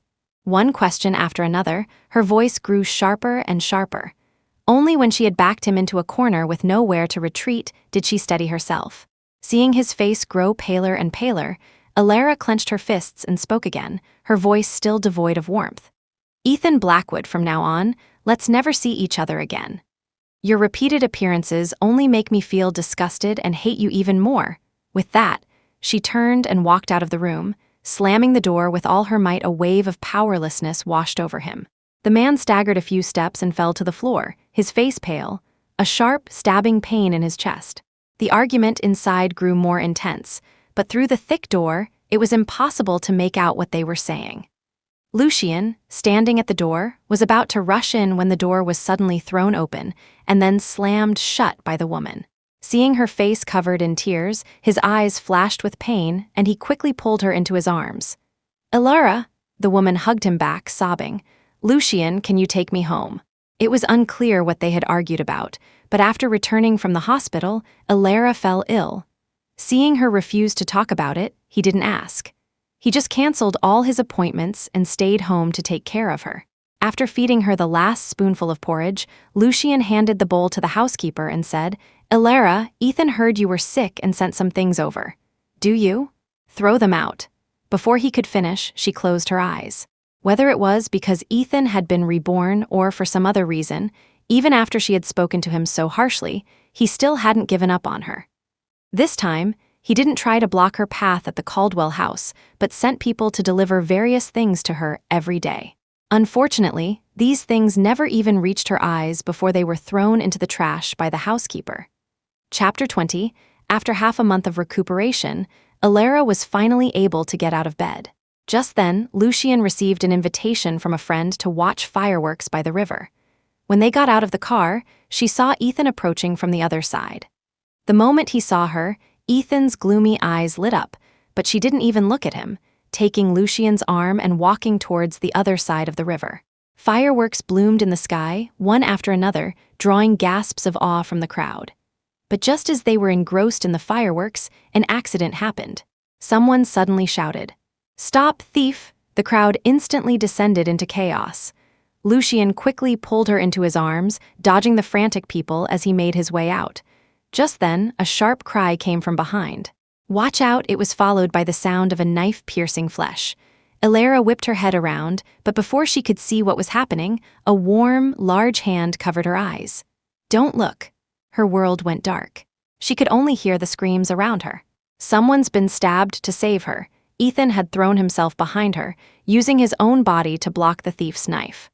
Perhaps because the knife was dull, or because the thief was panicking, his injury wasn't too severe.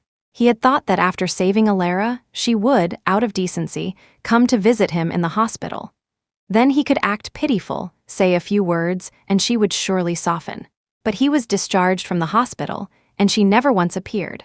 She had only sent the housekeeper with some nutritional supplements in the beginning. As the housekeeper was about to leave after dropping off the items, he finally couldn't hold back and called out to her, asking about Elara. The housekeeper just said, "Oh," before replying. "Miss Vance said that you never visited her when she was hospitalized in the past. Besides, seeing you even once makes her feel sick. And she was frightened by the incident and can't leave the house. How could she possibly come to see you?" His outstretched hand fell to his side. He gave a bitter laugh. She was blaming him for staying by Linda's side with single-minded devotion during the earthquake in their past life, only remembering to call her when Linda was about to be discharged. Perhaps this was what he deserved. Meanwhile, seeing that she had fallen ill again from the shock, Lucian could no longer bear it. He declared that Northwood was not suitable for her and that he would take her back to Riverdale immediately. But they were only halfway through packing when their plans were halted. Seeing the rare cold expression on the man's face, she felt a pang of worry. She sat down beside him, concerned. "What happened? Why the long face?" He grabbed her hand, his brow furrowed. "Linda White has escaped from prison." Those simple words left her stunned for a long moment. It felt like a long time since she had heard that name. It turned out that Linda had escaped during an outdoor work detail. The entire city of Northwood was on high alert because no one knew what a woman who had been imprisoned for years might be capable of. Moreover, since she and Ethan were the people who had been closest to Linda, they were now designated as high-priority protection targets. The police sent people to search the entire city for Linda while also assigning officers to protect them. For her safety, Lucian stayed by her side, not leaving for a moment, afraid that something might happen to her. After being confined at home for a few days, they received news that Linda had been caught. The military compound was heavily guarded, and Linda was spotted by an aide as soon as she appeared. In the struggle, Linda snatched the aide's gun and fired wildly at Ethan, who was just getting out of his car. He dodged the first bullet but not the second. He was shot in the chest and rushed to the hospital for emergency surgery. Linda was sentenced to death for attempted murder, with the execution scheduled for the day after tomorrow. Before her sentencing, Linda specifically requested to see her one last time. Chapter 21, looking through the iron bars, she gazed at Linda on the other side, filled with a sense of complex emotion. Elara had seen Linda in many states. Before her own death in the previous life, Linda had always been radiant, wearing a floral dress Ethan had bought for her, twirling around and around. In this life, thanks to Ethan's excessive care, Linda had also lived well, always looking neat and tidy. Not like now, wearing a tattered prison uniform, her cheeks sunken, her eyes bloodshot, and her hair a dull yellow. She looked like a beggar. In the last life, Linda was at her best until the very end. Now, without her acting as a catalyst for their relationship, the two lovers had become enemies. At this thought, she couldn't help but chuckle, which in Linda's eyes was a provocation. The woman in the prison cell lunged forward as if possessed, wanting to tear her face to shreds. But she was chained to the chair and couldn't break free, only able to rage impotently. "Elara Vance, you bitch, I'm going to kill you." The woman's crazed, venomous gaze shot towards her like cold needles as she cursed at her with all her might. Why did you have to be reborn? Why are you still alive?" The smile on her lips vanished. She realized with clarity that Linda had also been reborn. Perfect. It was time to settle the accounts of their past life with Linda. Why? I'll tell you why. You were the one who broke moral codes first, seducing Ethan time and time again. And that man, Ethan, is disgusting too. I was his wife, yet he abandoned me again and again to be with you. Linda, did you enjoy using my things? But it doesn't matter. He's just trash I threw away, a perfect match for you. Now, one of you is hovering between life and death, and the other is about to face execution. I suppose that's your retribution. She stood up, gripping the iron bars in front of her, her eyes filled with pain. All the suffering I endured in my last life has been repaid upon you both. But unfortunately, Linda, I won't let you die so easily. Death is too lenient for you. How could it possibly make up for the suffering and torture I endured in my last life? When she thought Linda hadn't been reborn, the score she had to settle was only for this life. And even then, before she could act, Linda had gotten herself thrown in prison. But now that Linda was also reborn, it was time for her to have a taste of the nightmare from her past life. The smile on the woman's face was like a poppy, tightly entwining around her. The woman who had been screaming curses suddenly shuddered, her venomous expression turning to terror. What? What are you going to do? Alara didn't look at her again. She turned and left, ignoring the frantic screams behind her. Perhaps because Linda had also targeted her for murder this time, when she asked Lucian for help, he agreed without hesitation. With just a few simple instructions, Linda, who was supposed to be executed, was sent back to prison. And this time, there would be no escape. Not only would armed personnel guard the prison 24/7, but the prison Linda was sent to was filled with murderers who had taken multiple lives. The rest of her life would be one of unbearable suffering. Perhaps Linda's rebirth served as a reminder. 3 months after Ethan was hospitalized, she once again stepped into his hospital room. After a 3-day, 3-night surgery, Ethan's life was saved, but due to his physical condition, he would never be able to return to the battlefield. He had gone from being a top commander to working behind the scenes. Alara looked at the dejected man on the bed, her heart devoid of any emotion. She just sat beside him and took a bright red invitation from her bag. "I'm getting married." The splash of crimson stung his eyes. Ethan was stunned for a long moment before finally taking it with a trembling hand. "Congratulations." At this point, he understood clearly that there was no possibility for them in this life. But he still felt a sense of unwillingness, unwilling that the person who had loved him for 2 lifetimes would become someone else's wife. Alara, if there had been no Linda in this life, would we have continued to walk this path together? The woman looked up at him and chuckled softly. Even without Linda, there would have been a Cora Linda, a Sharon Linda. Ethan, our marriage didn't fall apart because of Linda's appearance. It fell apart because of you.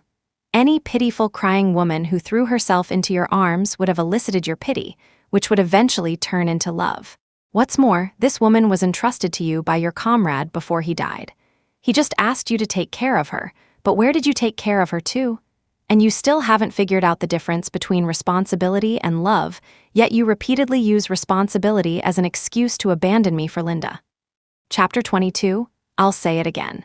If you truly saw taking care of Linda as a responsibility, then all her subsequent affairs could have been handled by others. At most, you could have reminded her with a phone call. What is your status, and what is hers? Your repeated overstepping not only ruined her reputation, but also threw our marriage into crisis. Moreover, have you ever considered my feelings? In this environment, even the slightest rumor can kill a person. Ethan Blackwood, if you had told me from the beginning that you had fallen for Linda, we could have parted amicably instead of reaching such a point. With that, she didn't look at him again and got up to leave. But just as she opened the door, she heard a faint "I'm sorry" from behind her. Her hand on the doorknob paused for a moment, but she still didn't turn back. She stepped out and left. In the days leading up to the wedding, she and Lucian were incredibly busy. Because they planned to settle in Riverdale after getting married, they had to get many things done at once. They were worried about leaving the old man behind and wanted to bring him to Riverdale with them. But the old man waved his hand. "What am I doing meddling in you young folks' lives? Don't worry, I have people to take care of me. Just give me a call or write a letter during the holidays. and it would be nice if you could come back to visit. Only then did they dismiss the idea. Next came visiting various relatives and handing out wedding invitations. After a round of visits, she had collected several red envelopes of gift money. Then came buying all the necessary items for the wedding and having the housekeeper take them to Riverdale ahead of time to clean up. Then came the most important part, ordering the wedding clothes. Looking at the various styles in the book, she was overwhelmed with choices. After a night of deliberation with Lucian, they finally decided on the style of the dress. On the eve of the wedding, tradition dictated that the bride and groom couldn't see each other, even though he lived right next door. In the end, he had the housekeeper deliver a thick stack of letters to her. Reading the sweet nothings that filled the pages, she felt as shy as a girl in her first love, and she had sweet dreams all night. The next day, surrounded by friends and family, Alara and Lucian arrived at the wedding banquet. Looking at the woman in red before him, his eyes couldn't help but turn red. Alara wore a long, bright red dress and matching T-strap leather shoes, which made her skin look even paler. A red flower was pinned in her long twin braids, and her face was lightly made up, but it couldn't hide her blush. Under the officiant's vows, the two were officially married. Amidst the cheers of the crowd, Lucian gently placed a kiss on her lips. As the night grew darker, she helped the intoxicated man back to their new room. Just as she had placed him on the bed and turned to get hot water to wipe his face, the man suddenly sat up and wrapped his arms around her waist. In a whirlwind, she was pressed tightly beneath him. "You!" The words she was about to say were swallowed by the man's lips. Outside, the rain pattered softly, but the temperature inside gradually rose. He kissed every inch of warmth on her neck. The woman closed her eyes shyly, whispering softly. The affection between them was like a dense spiderweb, tightly entwined, inseparable. The rain fell all night. At the break of dawn, sunlight streamed through the curtains, illuminating their entangled bodies. When she opened her eyes again, looking at the sleeping man beside her, Alara's heart warmed. She propped herself up and placed a light kiss on his lips. The man's eyes instantly opened. He supported the back of her head with one hand, leaned forward, and returned her kiss. "Morning!" Her face instantly turned bright red. After bidding farewell to the old man, the two boarded the train back to Riverdale. Before leaving, she saw Ethan one last time. He stood far away, softly saying, "Take care." She didn't look back and bent down to board the train. The train's whistle blew as it started to move. Amidst the long whistle, she sat by the window, watching the scenery recede, a sense of reluctance welling up from the bottom of her heart. The next time she returned to Northwood, who knew when that would be? Lucian quietly held her in his arms. Chapter 23, when they returned to the small town of Riverdale, the neighbors had all gathered at the tea shop. One after another, their warm greetings warmed their hearts. They handed out wedding candies brought from Northwood while chatting with everyone. "Oh, Alara, you're finally back. Now I can wear the clothes you make again. You're married, congratulations, congratulations. Wishing you 100 years of happiness." The lanterns under the eaves were lit. The two of them sat side by side on the sofa by the window, watching the night view outside and chatting idly. And so, life went on peacefully. On the third day after returning to the town, the restless Alara reopened her tailor shop. To attract more customers, she had brought back several new design books from Northwood. She made a few new pieces of clothing based on the patterns, and as soon as they were displayed, they were snatched up by eager customers. The two young women in the shop were so busy they couldn't keep up, and even Lucian had to close his tea shop to come and help. After seeing off the last customer and sending the two young women home, she finally let out a sigh of relief, massaging her shoulders as she sat on the chair by the door. The man beside her helped her with the massage. Just then, her stomach rumbled. She blushed and tried to cover her stomach. She had been so busy all day that she had forgotten to eat. Seeing this, the man rolled up his sleeves and went to the back kitchen to make her a bowl of simple noodle soup. The steaming hot noodles filled her empty stomach. The man across from her watched her eat, occasionally adding some of the stir-fried side dishes he had quickly made to her bowl. "Don't just worry about me. Your noodles are going to get soggy." The woman quickly covered her own bowl and motioned with her chin towards his. Only then did Lucian smile and pick up his own chopsticks to eat his noodles. Just when they thought life would continue on this peaceful path, an urgent letter arrived from Northwood. Seeing the man's furrowed brow, the woman beside him grew anxious. What does the letter say? He opened his mouth, but in the end, he chose to hand her the letter. Upon reading its contents, Alara's face also grew grim. It was a letter from Ethan. On the surface, it was an apology, but the words were a farewell, as if he were about to leave this world forever. What does he mean by this? Lucian looked at her in silence for a long moment before sighing. The last time Linda injured him, his health has been poor ever since, coupled with constant exhaustion, so he doesn't have much time left. She crumpled the letter in her hand. So he's not asking you to go back, just saying goodbye. Oh, and this. The man took a ring from the envelope. She could tell at a glance that it was one Ethan had newly commissioned, perhaps remembering the ill-fitting ring from their wedding. Ethan was dying. Her heart was filled with complex emotions, but not overwhelming sadness. That they had reached this point was his own doing. Now, not seeing each other was a good thing for both of them. Moreover, she no longer wanted to hear anything about him, so she held the letter to a candle flame. Watching the fire lick at the edges, she tossed it into a nearby metal box. Then she got up and went upstairs. At the top of the stairs, as if remembering something, she turned back to the man still sitting on the sofa. Throw the ring away. I don't need it. Northwood, in a hospital room, Ethan lay dying on the bed, listening as his aide reported on the various matters he had entrusted to him. The letter you instructed to be sent to Riverdale has been signed for, but there has been no reply. The man smiled and shook his head. It's fine, you can leave now. The aide felt a pang of pity but closed the door and left. He turned to look out the window and suddenly remembered the day he first met Alara. It was an autumn day just like this one. She wore a floral dress and looked at him shyly. Are you Ethan Blackwood? He couldn't remember how he had answered. He only remembered her face, ashen with despair, after he had gone to take care of Linda. He had promised at their wedding to take care of her and love her for a lifetime, but in the end, he had broken his promise. The memories of 2 lifetimes blurred together. He knew his time was up. He struggled to pull a wedding ring from his pocket. It was the ring he had placed on her finger at their wedding. Perhaps because it didn't fit, she had only worn it once before putting it away in a box.